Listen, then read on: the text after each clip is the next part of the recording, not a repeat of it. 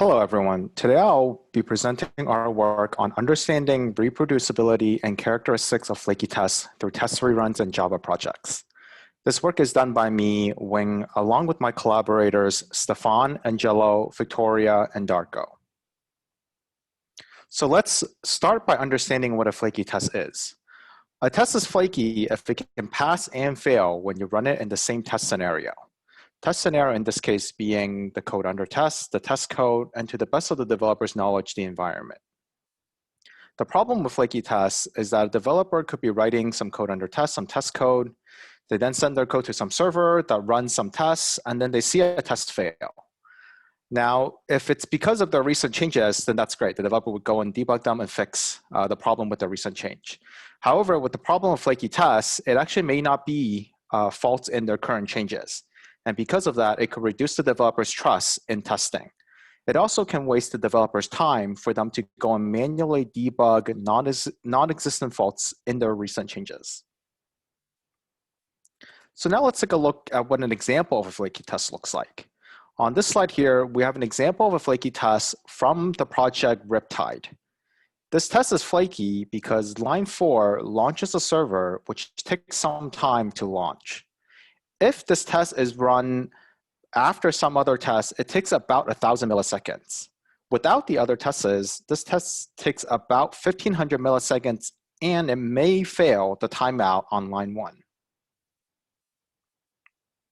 In fact, when we actually run this test with other tests in many different orders, we find that its failure rate is between 0 to 20%. Failure rate in this case is the ratio of the number of failed runs over the number of total runs for any specific test order. To understand flaky tests, prior work has actually categorized these flaky tests. So based on the failure rate that we've seen here, what category would this test actually be? Well, based on prior work, it's actually automatically categorized these flaky tests into two main categories: order dependent and non-order dependent. For the order dependent, essentially they are tests that have a failure rate of either 0% or 100%, and one of the failure rates has to be 0%, and one of the failure rates does have to be 100%. As you can see here on the right-hand side in this graphic, if I run T1 and T2 in one test order, they both pass.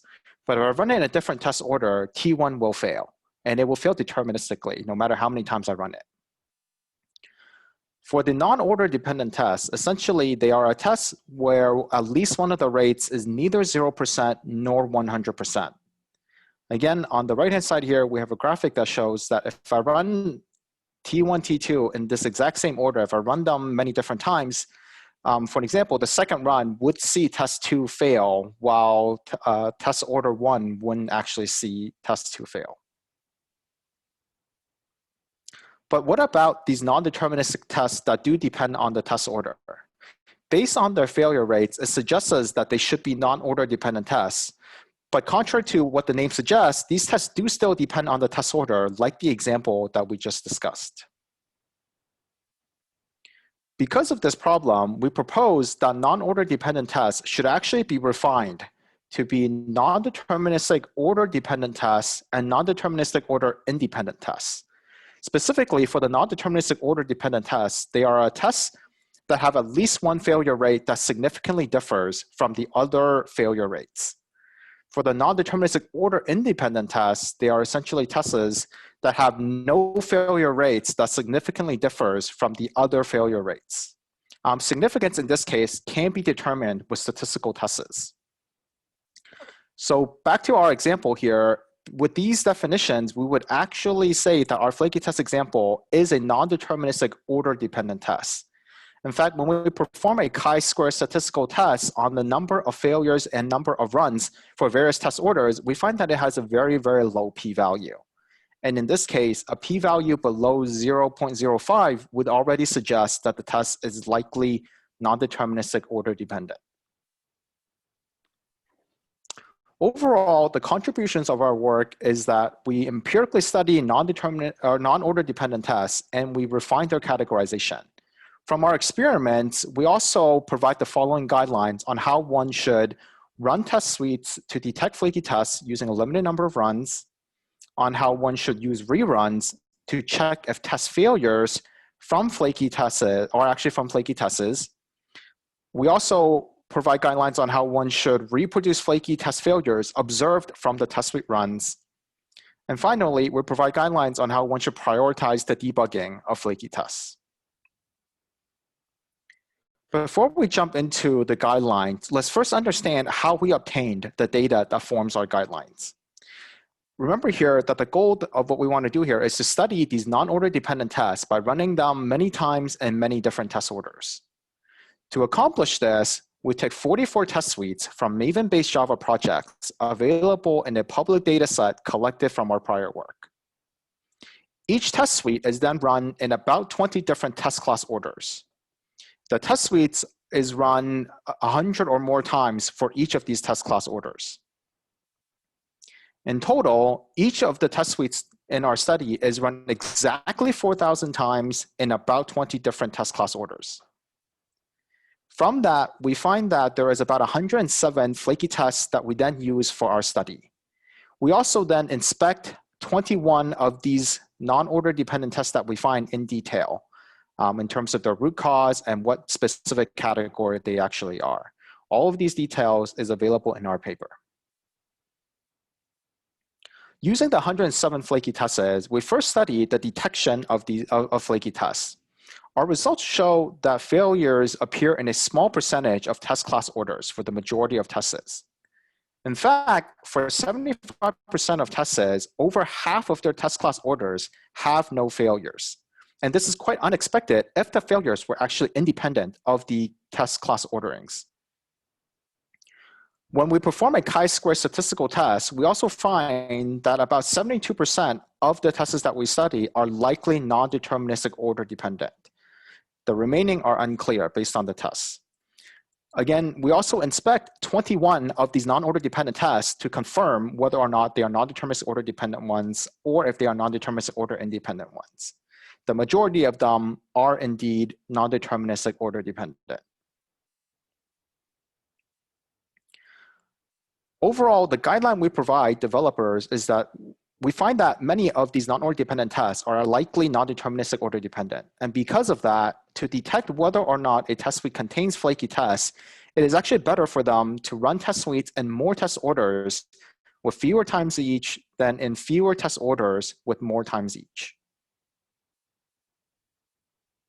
Our second guideline is for when a developer sees a test failure from running a test suite, how many times should they then rerun the test suite to see if the test can also pass, thereby suggesting that the test is flaky.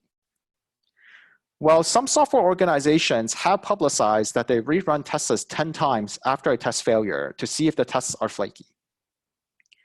To help with this guideline here, we use the idea of burst length, which is essentially the number of times a flaky test fails consecutively. Specifically, we study the maximal burst length to obtain a worst case estimate of this problem. We find that at 2 reruns, 82% of the tests of our study will at least have one passing run.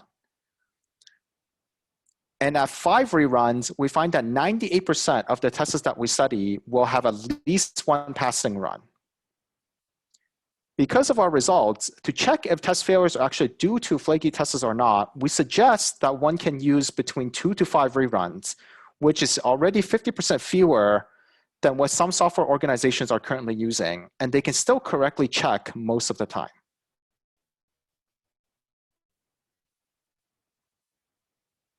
For our third guideline on reproducing flaky test failures, it's important to note that when developers observe a test failure from running a test suite, a common next step is for them to run the test in isolation. And so to help with this guideline, the first thing we looked at was the percentage of flaky tests that we can actually reproduce when we run the test in isolation from the ones that we observed from running the test suite. We find that 53% of the flaky tests that we found from running the test suite do not fail at all when we run them in isolation for 4,000 runs. When we extend the analysis we discussed earlier on the maximal burst analysis with isolation results, we also find that the maximal burst length for isolation is typically longer. Specifically, for 82% of the tests to have at least one pass from running the test suite, we only needed 2 reruns.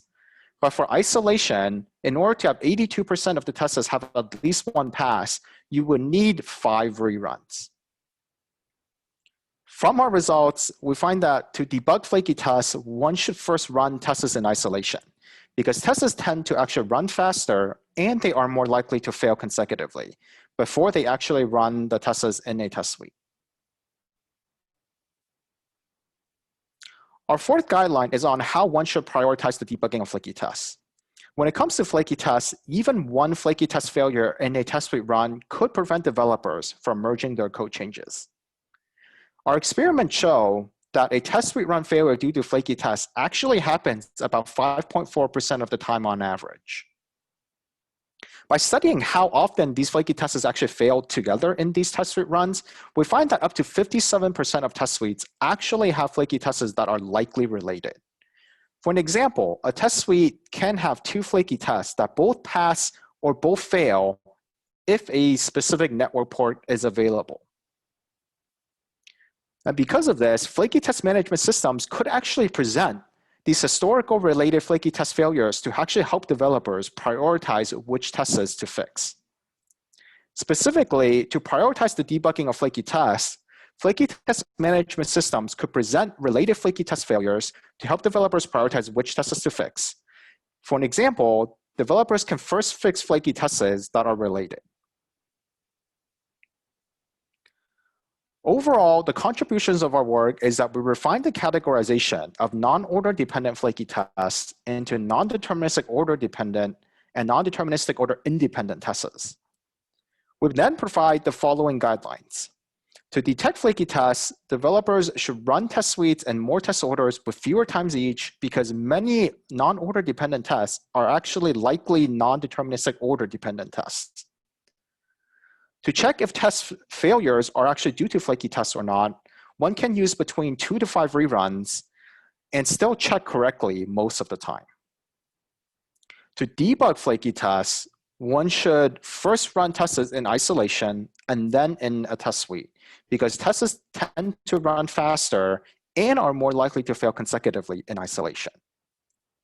And finally, to prioritize the debugging of flaky test management systems could actually present related flaky test failures, as many test suites actually seem to have flaky tests that are related to each other.